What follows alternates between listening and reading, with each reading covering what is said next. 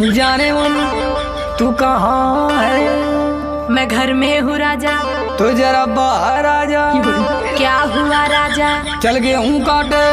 भगो हम ना आ जाई। काहे रे काहे ना जाइबी? काहे के ब्यूटी मोर खराब हो जाई हो। कटी ना गेहूं तलिया के खियाई हो। जेली आयल हवे उहेला के खियाई हो। हाथ में कपलिया के देव घवाई हो। तोहे हम गेहूं काटे वाली लगत हई का? तक कतही कमहारानी जी तू हई का? लेके दहेज आइल बानी नई हरे से।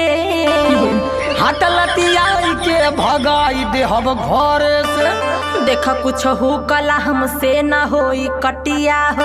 तका दिन भर बैठ के तोड़बू घर में खटिया हो। देखा हमसे न जबरी कटिया